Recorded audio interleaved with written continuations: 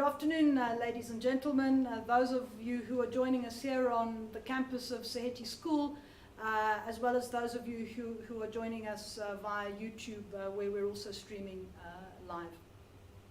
This is the second in a series of addresses and discussions that form part of the George Bezos SAHETI Scholarship and Bursary Funds Creating Future Legacies initiative.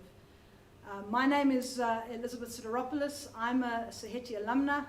I also serve on the board and am the director of the South African Institute of International Affairs, and it's really a great pleasure and a great honor to be moderating this discussion this afternoon with Professor Madonsela and the new generation, the youth.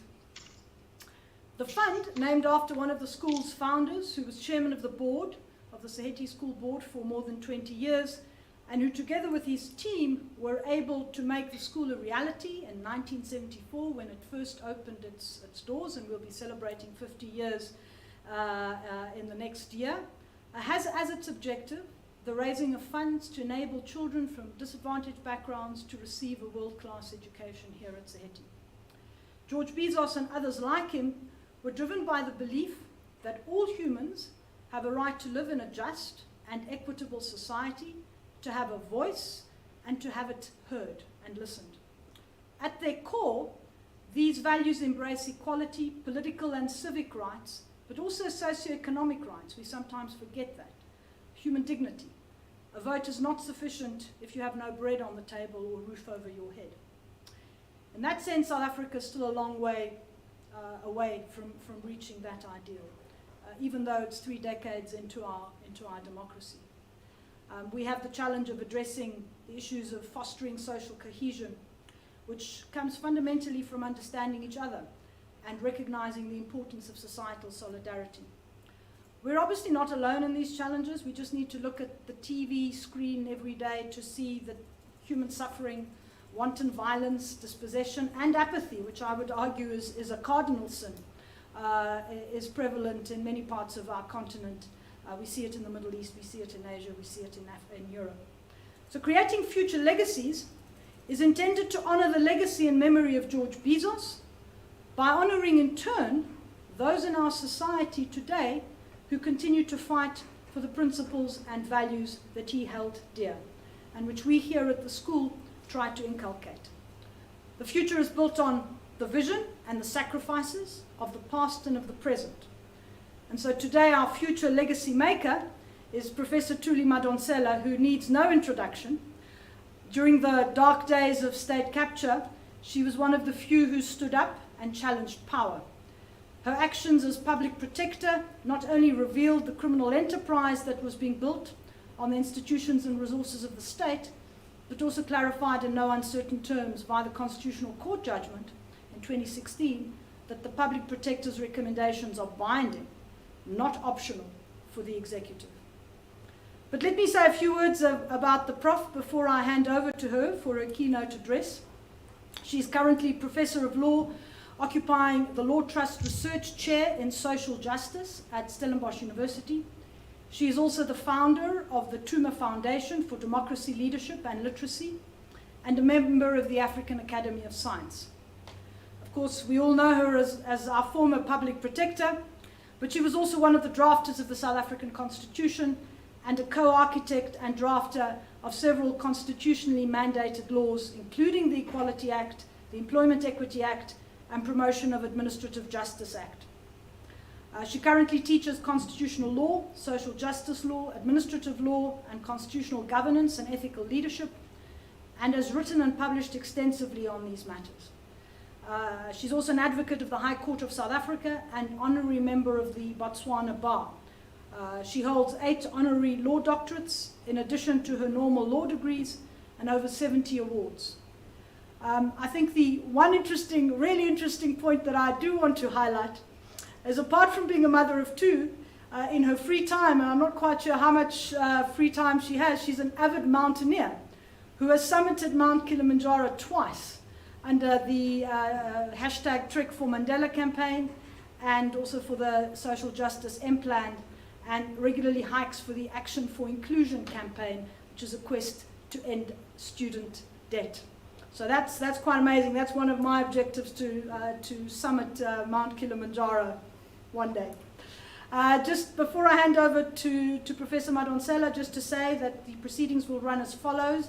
Prof. Madonsela will give her keynote address. This will then be followed by a discussion with 5 of our learners from SAHETI, who will pose some questions to her, and then hopefully have a conversation in that regard. And time permitting, we might also be able to take some questions from the floor or from the screen. I will introduce the learners anon after the keynote address. But Prof. Madonsela, great pleasure to hand over to you to address us. Thank you very much.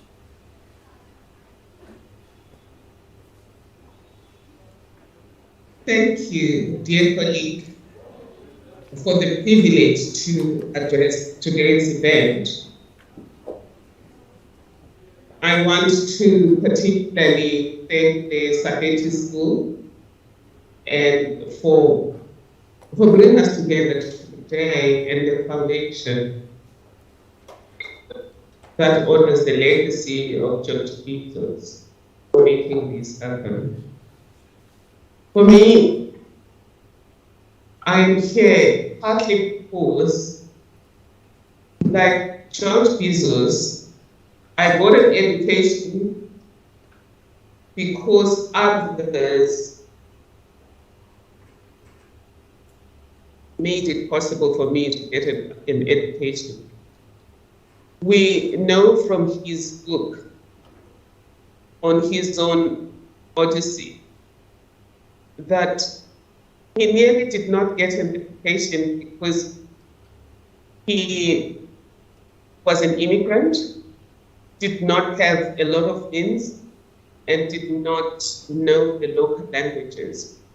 But a teacher, I think it was a certain Miss Feinstein, who saw potential in him and made sure that he went to school. From there on, he was acutely aware of the privileges he enjoyed as a white person, but acutely aware that those privileges of being human, of being recognized as a human being, were not extended to some purely because of their color and the agenda for some. And he used the spaces provided to him by white privilege and class to pave the way for others to have their humanity recognized and also to have their potential freed through education. And I believe that part of that was being a founder of this SAHETI School. And also part of that was the role he played in advancing justice for all, even in the darkest days of apartheid, hence his involvement in the Rivonia trial and his efforts at making sure that advocates such as Dumano and Nelson Mandela were not excluded from practice law purely because of the color.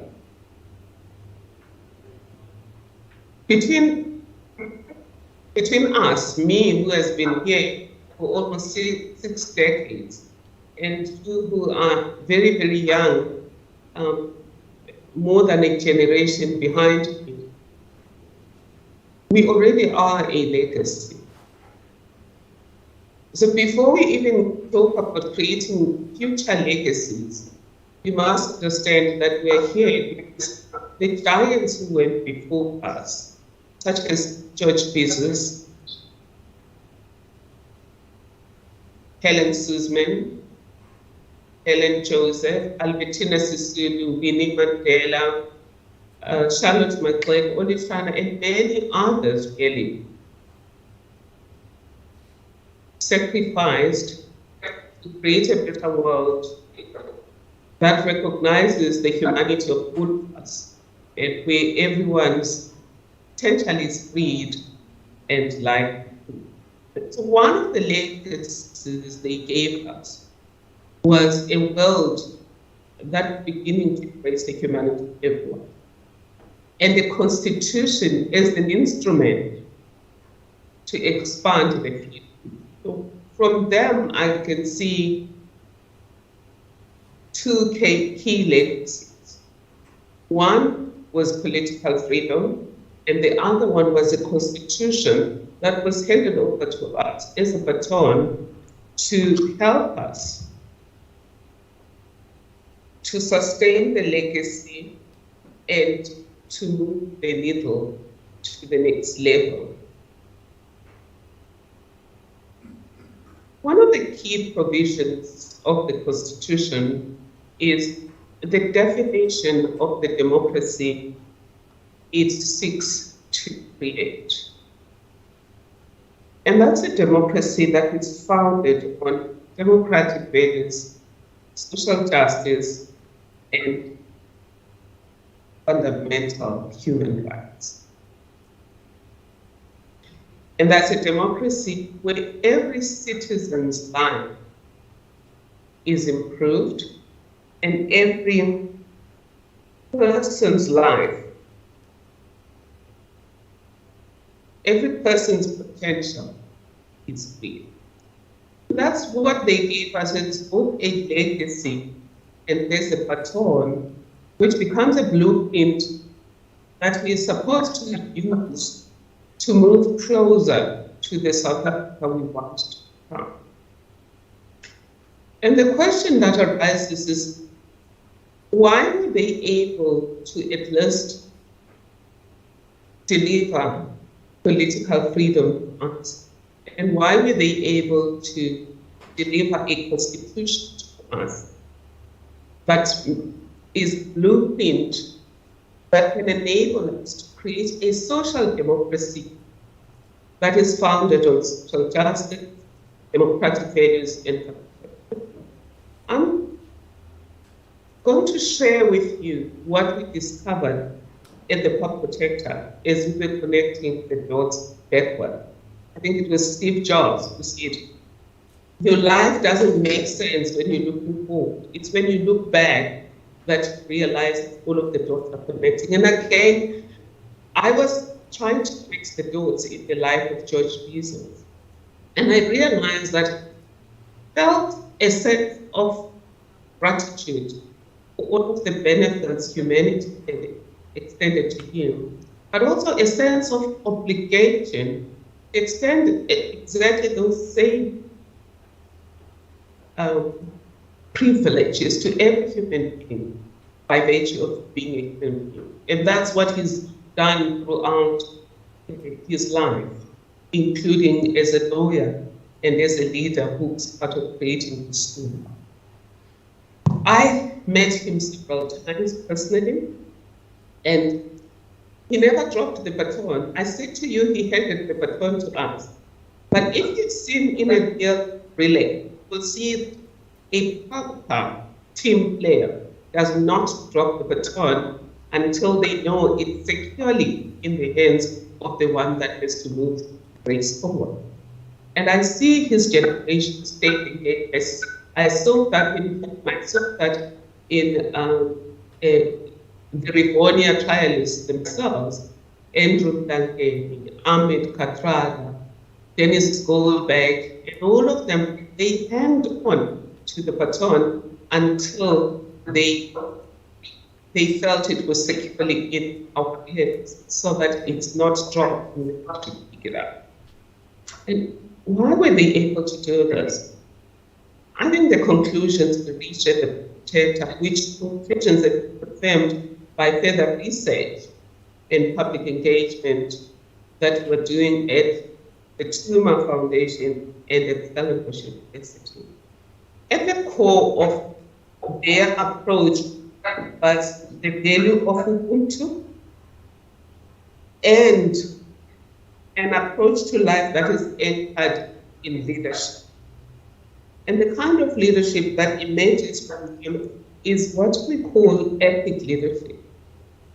Leadership that is anchored in ethics, which is principles and values, leadership that is purpose-driven, impact-conscious, and committed to stay competent. And when it comes to somebody like George Bezos, you really don't have to look too far to note how central was the issue of ethics in his life.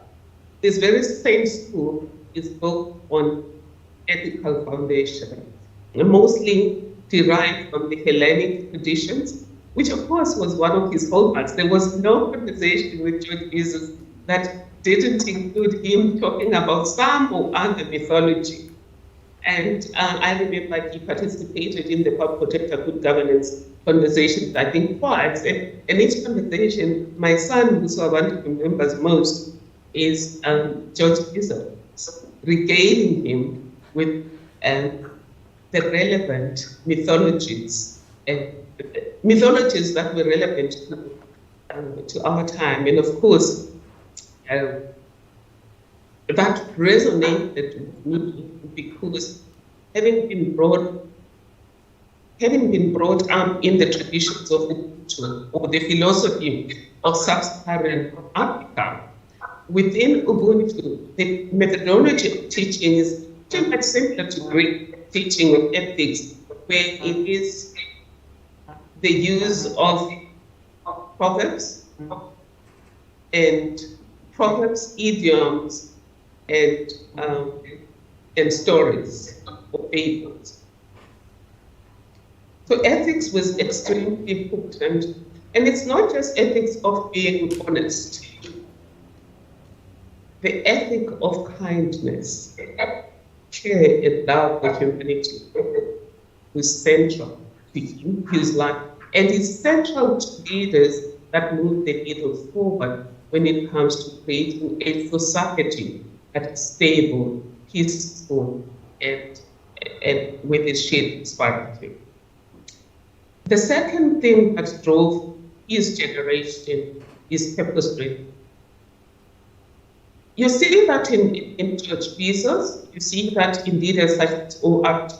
Just an example for me about purpose-driven is when Nelson Mandela wrote that his statement during the Rebellion trial, he spoke about this is a quest he was prepared, or a cause he was prepared to die for. And George Bezos has always reminded us that he was the one who persuaded him to include if need be. So if I was driven with that, no, what's the point of being a martyr? Because you still are going to be needed to drive this process to conclusion. And you see that as a hallmark of his struggle was that instead of fighting fire with fire, he would fight fire with water. He was still firing in all of those. I mean, as a young student, wanted to become a lawyer. He was one of the lawyers I looked up to in the way he handled with impulse. But it was never about, for example, as a lawyer, using insults to demean your opponent. It was always finding a higher level of argument, a more persuasive argument and that was legally based and that was also rooted in ethics to persuade the other. And at the end of the day, it's always everything was always anchored in creating the society you want to live in, which respects golden rule, treats others as you would like to be treated if you were in the same position as they are and the same circumstances. The third one was impact consciousness, understanding that everything that you do has consequences. What you say, what you do, what you don't do has consequences. And we see that not just in him, but in the leaders of that time. An example here is O.R. Tambo, that is the president of the ANC. What he and the ANC were in exile. At the time when the ANC was riddled with askaris and all kinds of of people that had been bought by the apartheid regime and that were working against the ANC. His response to that was not to fight them with the same tools.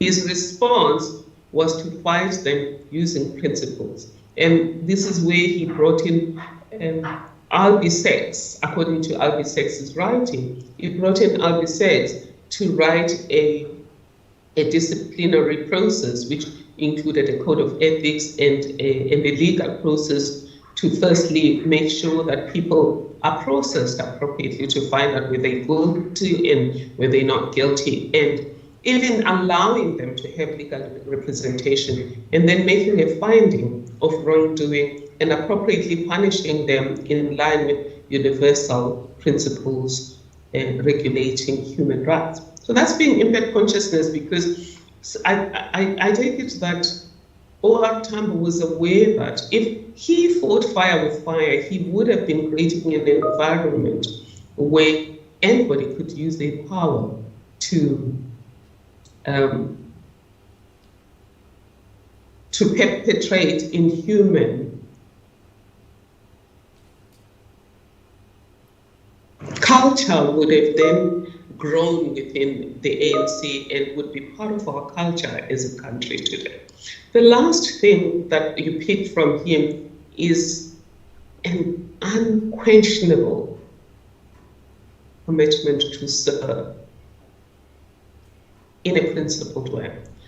And his loyalty, much as he has some loyalty to his friends, but his higher loyalty was to the higher law of peaceful human coexistence, where everyone's rights are respected, everyone's human dignity is respected, and everyone's humanity is recognized. Even though he was steeped in Hellenic traditions, but I see resonance in the way he approached life with Ubuntu. So what does it mean for me, you, taking the process forward, especially you young ones? I would say the starting point is what already is in the motto of the school: know yourself.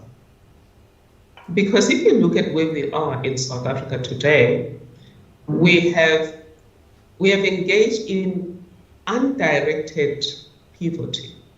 Pivoting is a good idea, but directed pivoting, where I'm going, let's say I'm moving here from Cape Town and I'm going to Pretoria, and my original idea was that I was going to fly, and then the weather condition is not working in the flights, or flights are cancelled because of COVID-19, and then I pivot by deciding that I am going to go there by bus, or I'm going to go there by train, or I'm going to walk all the way to Pretoria. That's strategic pivoting. It's pivoting that is very directed at purpose and outcome determined.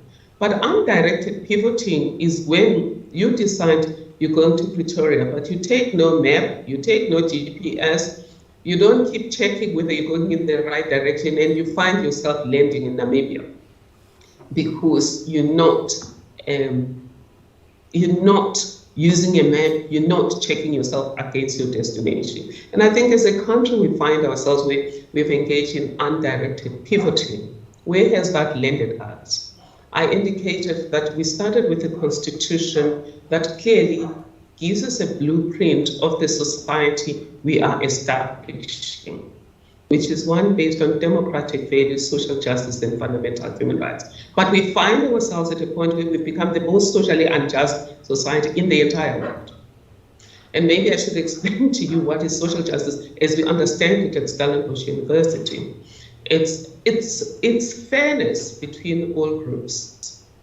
But social justice is justice like any other, and you will know that the notion of justice has always characterized most societies, but the term itself comes from Greek philosophy, justice, and it is represented with scales, so it's balanced, fairness to all. So initially, because of course ancient Greece was not as just as it could be, there was no justice for slaves or for women.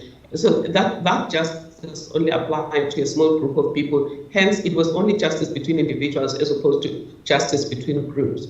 So by 1843, somebody said, wait a minute, there should also be justice between groups, between slaves and enslaved, women and men, workers and those who own the means of production or capital, etc. And that was Luigi Taparelli, a Catholic priest, who coined the term social justice. So it's justice like any other. The difference is that it's justice between groups. In other words, you should not have more advantages because of the group you belong to. And you should not have more disadvantages because of the group you don't belong to. And then somebody who wrote a lot more about the link between justice and social justice and gave us a better glimpse of what social justice is was John Rawls, A Theory of Justice, in 1971. Basically, again, confirming that it's about fairness between groups, but simplifying it that it's all about burdens and benefits. No group in society should benefit more than another, and no group should benefit less than another. So no group in society should find it harder to exist, to succeed, and to enjoy opportunities, and none should find it more easier. But you will then say, what happens in situations where one group is already left behind? And you could look at it in terms of a race where one group is not allowed to start together with another. In your case, somebody in America used an example of kids, a group wearing blue, a group wearing pink, allowed the blue to start first, and then the pink to join later. And then at the point at which you allow the pinks to join, the blues have gone a long way. So somebody like Wade Van Niekerk could catch up, maybe Pastor Semenya could catch up with the lowest of the blues, but the pattern would always be such that the pinks would be left behind. At Stellenbosch University, we've even made it more complex, and we use a monopoly game. When the groups start together, then you kick the pink out of the board, and then they join in later. You kick them out, you take their properties and you give them to the blue, and then when they join in later, you don't reset the game, which leaves them behind. And the question that is then asked is, how do you make sure there is still social justice in these circumstances? So neither does justice as conceived in Greek society originally answer us, nor does the framework given to us by Tamparelli and John Rawls help us. We find the answer in our own constitutional court.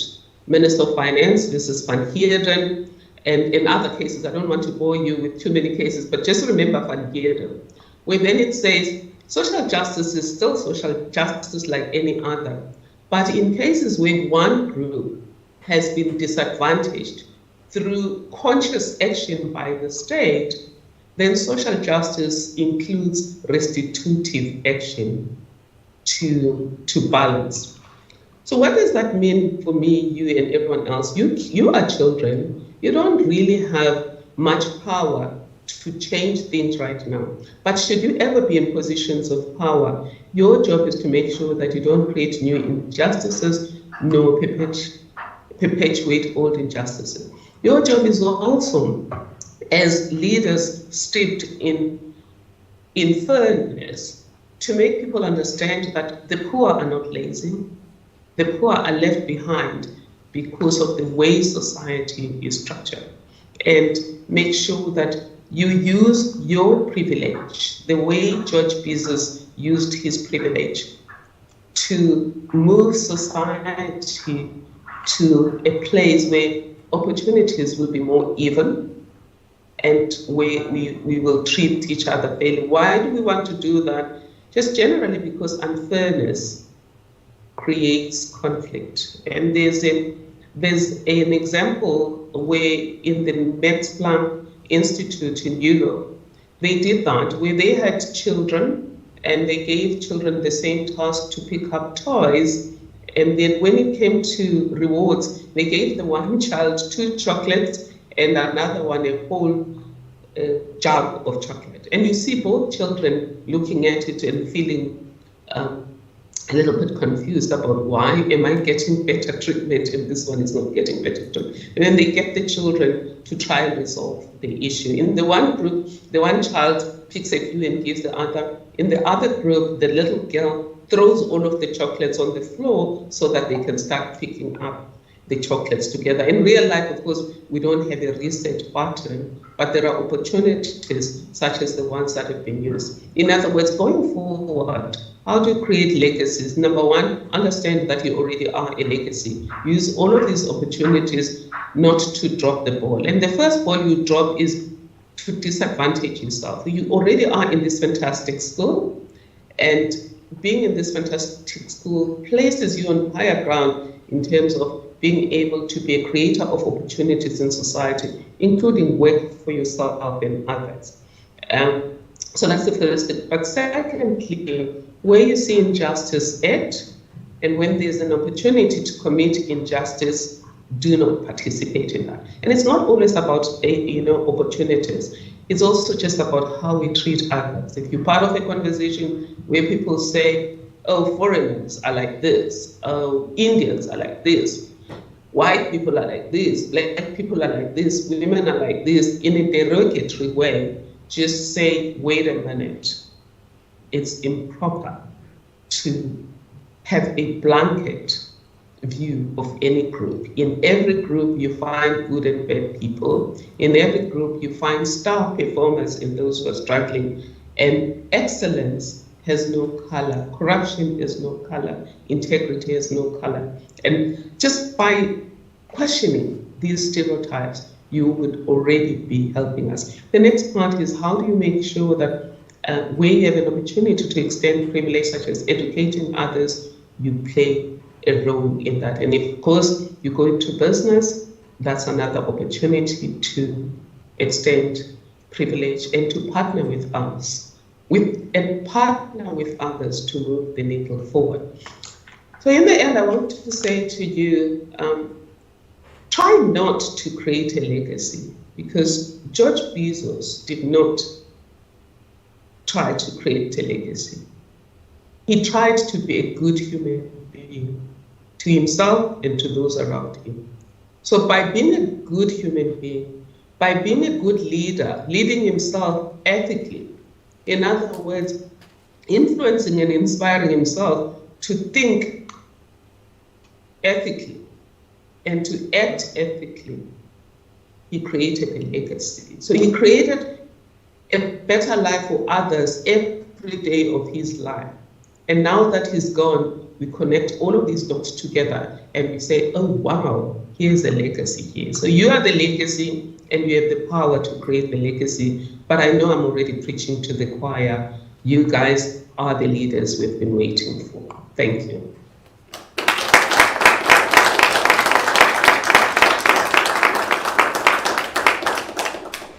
Thank you, Prof. I think that's been extremely inspiring, not only for the younger generation, but for some of us who are also closer to you in generations.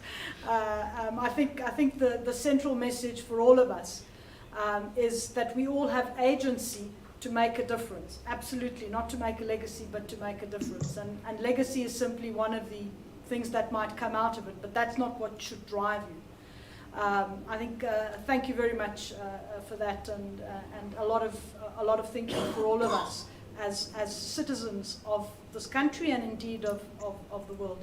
Let me then shift to the young generation, to the future generation, and let me introduce them.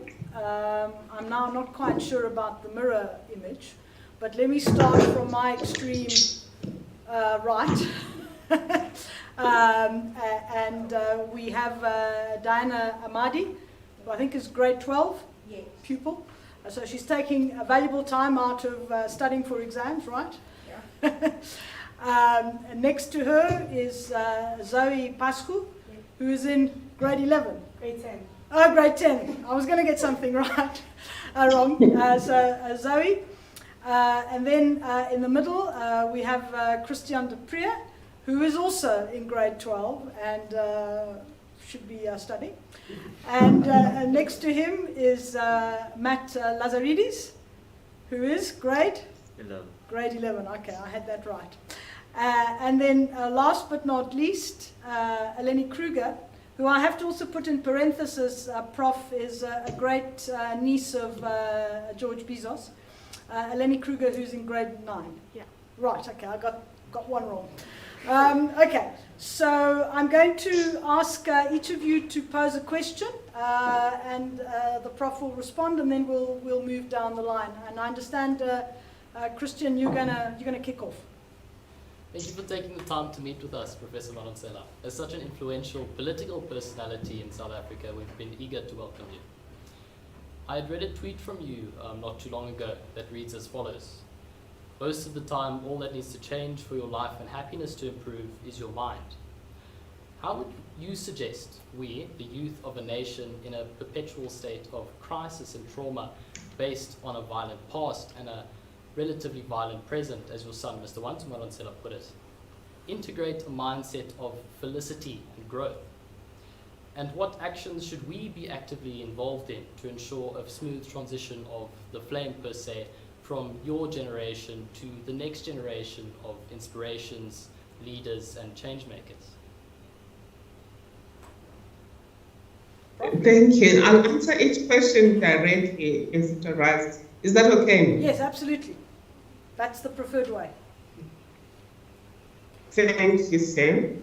And the person asking the question, I can't see the names from here. It's Christian. His name is Christian Dupré. Okay, thank you. What a great question, Christian. It actually underscores what I already knew, that you already are the leaders we've been looking for.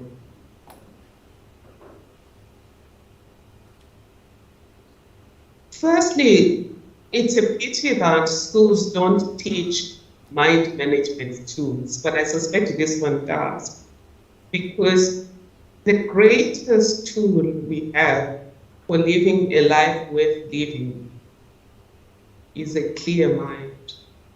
Hence, part of the Hellenic traditions has always been know your mind. I think it must come from Socrates, but it also was something practiced a lot by other philosophers. Know yourself first before you know others. Because when you know yourself, we say at Tumor Foundation, when we train young people on the epic leadership model, it's easier to deal with others consciously. You don't react, you respond. But secondly, you don't find yourself being driven by emotions. You find yourself driven by ethical considerations, the purpose you're trying to achieve, the impact you anticipate making now, tomorrow, and years to come. And not just impact on people, impact on the environment as well. And you also ask yourself, from the point of view of me being of service to humanity, what does this mean? The last one also allows you to rely on internal rewards. Because a lot of our unhappiness comes from the fact that we expect validation from humanity. And you will find out as you grow up that not every good deed is regarded by all as a good deed or rewarded. But when you have these internal ends, where you know yourself, you know what you're trying to achieve, then you will find the opposite. So how do you cultivate this kind of conscious mind? This mind that gives you internal happiness while still anchored in the interdependence and interconnectedness of humanity? I would say, spend some time alone, figuring out your own emotions, detach from the social media sometimes, and from your gadgets. Read a lot, and I think if George Bezos was here, he would also tell you to read some of those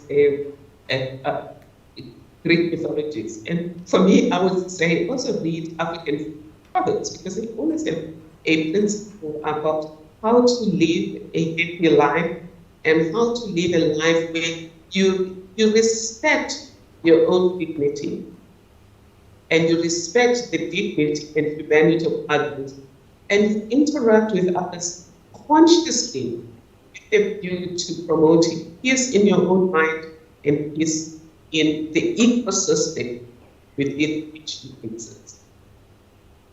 Meditation helps as well, things like that. I mean, there are several tools that help you to calm your mind without being a stoic. And I don't want to just pass like, other people think being a stoic means accepting injustice. It doesn't mean that. It means like Viktor Frankl, who wrote the book In Search of Meaning, that you know the difference between things you can change and things you can't change. And for things you can't change, then work around them so that you can focus your energy on things you can change. But as you keep changing things, always honor the golden rule.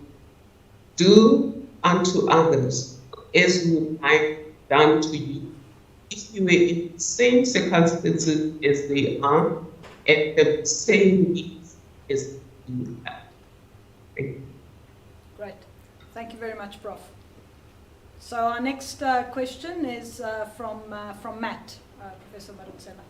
Professor, in a news article released by News 24, it was stated that you believed voting not only to be a right, but a skill. Voting is the fundamental principle within a democracy and is a physical representation of a person's right to choose. This raises several questions, however, such as, do you believe in the importance of voter awareness? And do you believe that an uneducated voter, or one that lacks broader awareness of a nation's political picture, can do more harm than good to a democracy? Well, certainly, Matt, thank you for asking that question and giving me the opportunity to clarify myself. I'm not in the extreme as Plato was, where you think poor people and uneducated people should not be given the right to vote because they will not have the skills to use it effectively. I am suggesting that people be educated about the architecture of democracy, and so that when they vote from a skills and knowledge point. They know that their vote is their voice, and that they can use their voice to create the world they want to be living. Because at the moment, a lot of people vote according to their heart. For example, when it comes to soccer, I'm a Pirates fan.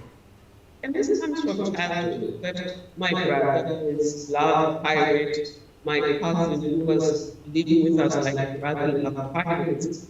And for me, pirates can never disappoint me to the point of being affiliated. So it's but when pirates persistently loses, even gets relegated, my life is not really affected. I just can still have a job, when parents lose, many people are not affected, which then brings an environment of poverty, like I see we under society. Voters need to understand that you vote for the world you want to live in. For example, some voters will vote for somebody because they're a skilled administrator. But to create a viable society takes far more than being a skilled administrator. For example, I've used an example of pivoting. I was on a journey to Swaziland years ago. I drove fast, but I ended up in some place that is called De Villiers in the Free State because I didn't have it. I was still a skilled driver. I was still driving good enough, but I was going in the wrong direction. So voters need to be educated about being discerning about which policies are going to solve the problems that we have, given the fact that we have had an undirected pivot journey. then they also have to be able to discern who has the right skills to deliver. And again, all of this you'll find in the Constitution. The Constitution is very clear about what policies should take us to the society we want, which is a society that is founded on democratic values, social justice, and fundamental human rights. The Constitution is also very clear that the state that will deliver that is a state that puts the Constitution first. That's in Section 237. And then, of course, a state that operates with integrity, you will find that in Section 195, Section 136, and Section 96. And so you want voters to be able to discern all of those things before they use their vote as their voice. That's great. Thank you, Prof. The next question is from Eleni. Professor Madonsela, what an absolute honor it is to be speaking to you, and forgive me if I'm a little bit starstruck. Looking at the research material available, you were a member of the team involved in the drafting of the Constitution of South Africa in 1996, some describing it as the best constitution of the time. Currently, some people have proposed updates to our constitution. Do you believe our constitution needs to change to address new issues since then? What an amazing question, Eleni. And I hope one day you're going to be a lawyer and you would end up at Stellenbosch University in our constitutional law class, because we're dealing with that question right now about, are our troubles because the Constitution is inadequate? Was inadequate ab initio, or the Constitution is inadequate for the current challenges, or is it just because we're not implementing the Constitution? My own view is the third one, is that our Constitution is timeless, and it's only been around for 25 years. And the problems that people say are constitutional problems, they're not. Let's take the land question. Section 25 is clear about in deciding how to compensate, you have to have a multiplicity of factors, including the history of the land in question, etc. But in the way the land question has been handled, market value tended to dominate. And in some cases, not even market value. If you look at how one particular piece of land was sold, it was eventually, government paid more than double market value. So there you can look at issues of competence and then also issues of corruption. It's just the land question alone is. But secondly, what I call statecraft. Once you have a constitution and the law has been passed by parliament, why does it take years for it sitting in the department before it's implemented? The constitution was meant to be a blueprint. You guys are still too young to look at how architecture operates. But just generally in architecture, you get the skeleton of the building first, and then a more detailed blueprint of what the building is going to look like. And even more detailed blueprints of what each room is going to look like. So you can't then say, just because the situation is not working at implementing level, you're going to blame the skeleton blueprint. You've got to look at all of these stages, the final blueprint and the stages, the room blueprints.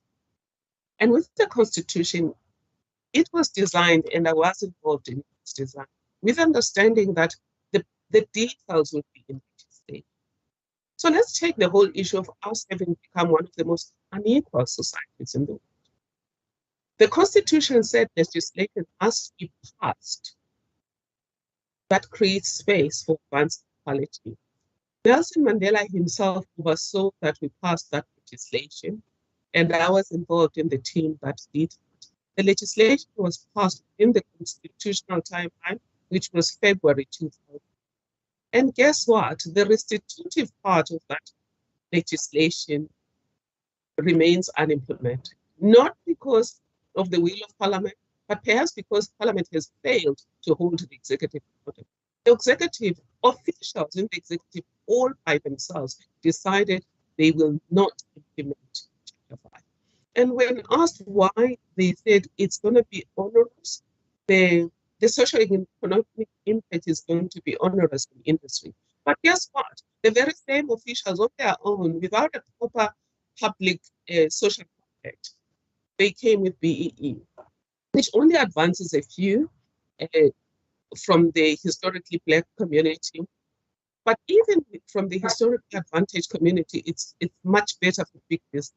So as a result, we've not achieved equality, but everyone is angry, black or white, male or female, everyone is angry. But that has absolutely nothing to do with the Constitution.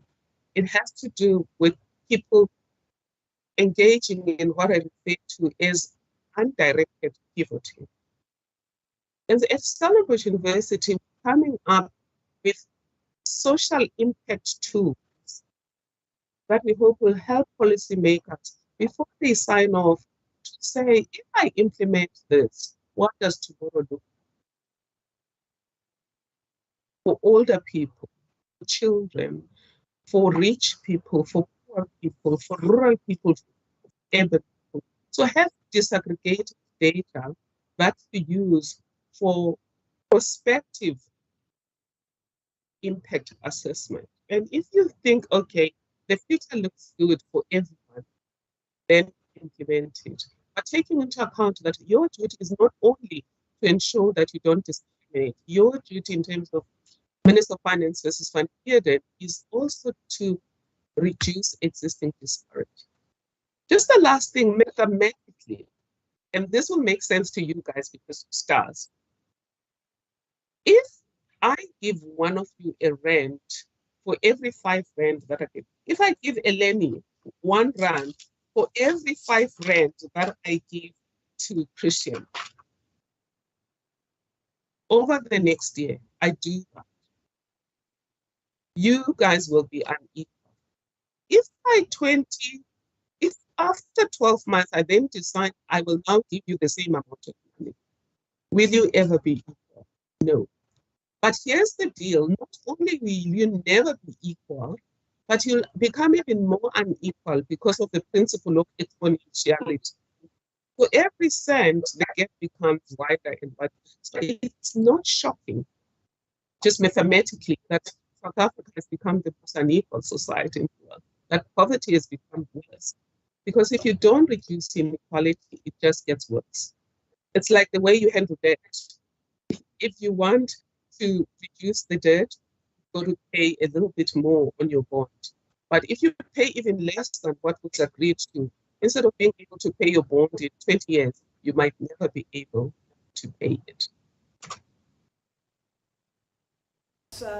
Thanks, Professor. You've also reminded me of Thomas Piketty's mammoth book on inequality, where he makes exactly that point, where people with assets, people who just have a normal income, cannot ever catch up with people with significant assets, and I think it's exactly the point that you're making. Our next question is from Zoe.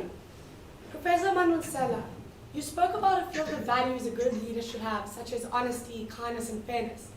And we all know that it is a universal problem in that absolute power corrupts.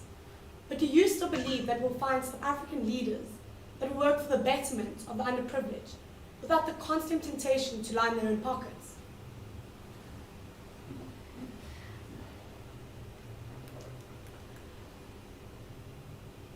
Zoe, are you done? Okay, thank you. I thought you got interrupted. It's a very difficult question, but thank you for asking that brilliant question, Zoe, because we have to factor in corruption. For example, I've spoken to you about the principle of exponentiality, exacerbating inequality, if you don't do anything to disrupt the massive gap.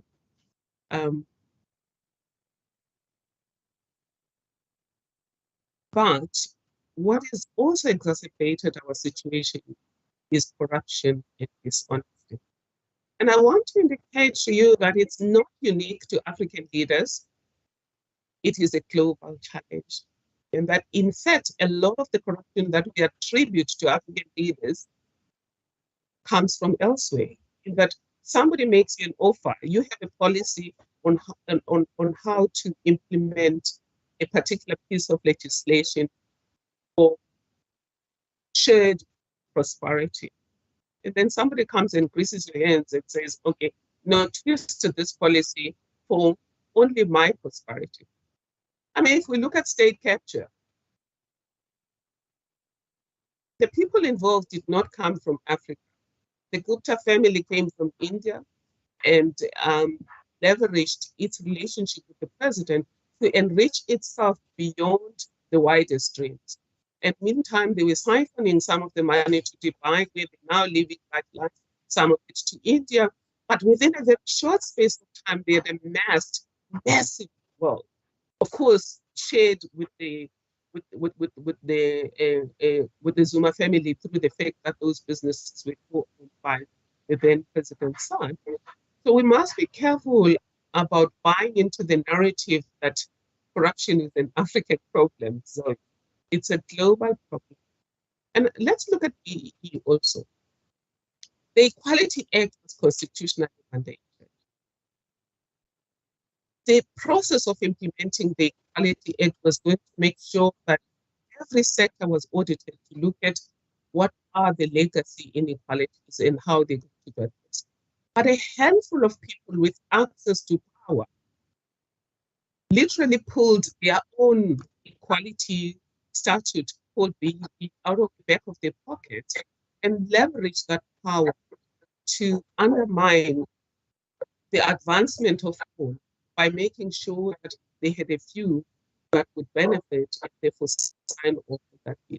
And today, we have massive inequalities in all areas of life because we abandoned the RDP, we abandoned the Chapter 5 of the Equality Act because a few were confused that let's just lift a few and then maybe wealth will trickle down to the few, and it never did.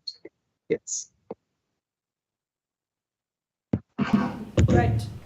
Thank you, Professor Madonsela. And last but by no means least, Diana, over to you. Professor, you have been a very strong voice for women in South Africa. Not only have you spoken out against GBV, but you've also exemplified the success available to all women through hard work. What movement do you believe shaped the woman you are today? The feminist movement or the movement for racial equality? Thank you.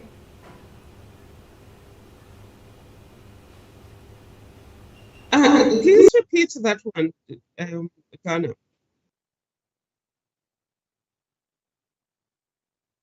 Come closer, yeah. Professor, you have been a very strong voice for women in South Africa today. Not only have you spoken out against GBV, but you also exemplify the success available to all women through hard work. What movement do you believe shaped the woman you are today? The feminist movement or the movement for racial equality? Wow, what a difficult question. I really would not, firstly, let me be honest with you. I have not thought about this. But let me look at my awakening process, and then I would say to you what came first. If I look at what I questioned first as a person, I would say I questioned gender inequality first. And the first play that I wrote that was even acted out was purely about gender inequality. It was called Umendo. And in the little village where I studied, in my church, the young people acted on it. So I would say gender, which means somehow maybe feminism influenced me. And it's probably not feminism, it's in books. I do think that a lot has not been written about South African feminists that didn't call themselves women. People like Charlotte Maxeke, Olive Schreiner, Mama Shinini, etc. That were feminists, but they never announced. Mama Albertina Sisulu. But they just affirmed the humanity of women, and they believed that a better world was a world that was good for women and good for men, good for poor people, good for rich people. Just a world with the humanity of everyone. I would say those are the people that sort of influenced me. And then eventually some of those I came into contact with strong women such as Mama Albertina Sisulu, Priscilla Jana, etc. And then race, I think my racial awakening sort of came through my father, who kept telling us about what was going wrong and how Nelson Mandela fought against racial oppression. And he really, I would say he had a lot of fondness and respect for James Sonke Mpanza, who resisted forced removal, and Nelson Mandela. And then, but he also had a lot of respect for Priscilla Jana, who was the giant of it. So at some stage then for me, it came together. And then I met a lady by the name of Pat McFadden at the University of Swaziland, whose concern is about class. And Professor Thandabantu Nhlapo reinforced the issue of gender when they came to the university. So I would say, yes, it started with gender, but I got to a point where it was race, gender, class. And I'm at a point at the stage where I think none of these battles matter more than others. And therefore, I don't call myself a feminist. I call myself a humanist. My major quest is Ubuntu and a world where everyone's humanity is embraced and nobody feels justified that just because my group is oppressed, therefore lashing out at others is collateral damage.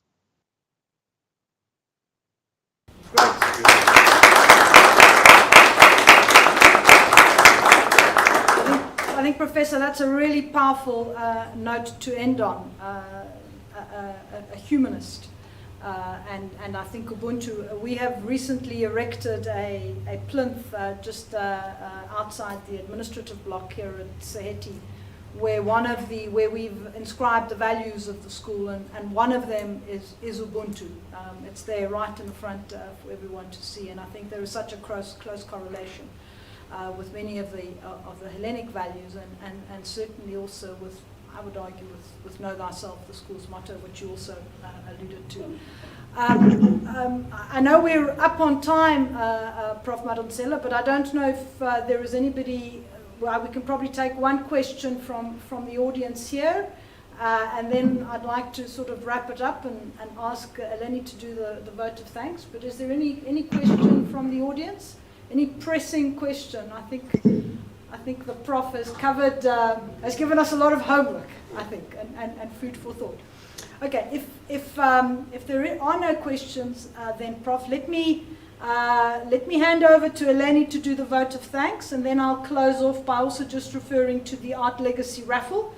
But over to you in the first instance. Professor, we as pupils of SAHETI feel privileged and honoured to have spoken to an icon of South African politics.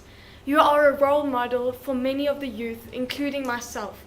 We thank you very much for taking the time out of your very busy life to come and speak with us, and we thank you for giving so many South Africans a voice. Thank you. Great. Thank you, Eleni. I just want to say that having listened to your questions, I am convinced that the worst will be over soon. That you will soon be the leaders to help us to bounce forward from COVID-19, to bounce forward from climate change, and to bounce in such a way that we leave no one behind. If anything, we leverage the power and potential of everyone in our ecosystem to move forward. And our colleague Elizabeth has mentioned one of the authors who has written about the importance of dealing with inequality, Thomas Piketty. And I'm convinced that you're going to make this happen. Maybe not in the big way that Thomas Piketty thinks of it, but in the small ways that our colleague Elizabeth has just emphasized through the questions that she's been asking, which is each one of us has agency. I really liked that.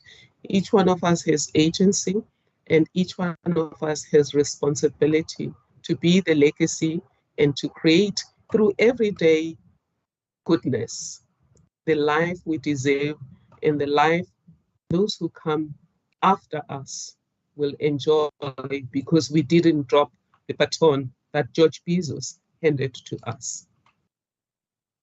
Thank you very much. I think that also deserves but before we close, let me just remind everybody that as in November 2021, we launched an Art Legacy raffle to raise funds for the George Bezos SAHETI Scholarship and Bursary Fund. It's 200 tickets for a raffle to win a William Kentridge hand-finished etching, which is valued at 25,000 Rand. Each of the tickets is 2,000 Rand. We aim to collect 400,000 if you do the maths, and 350 of that will go towards scholarships and bursaries, the other going to the Art Legacy platform.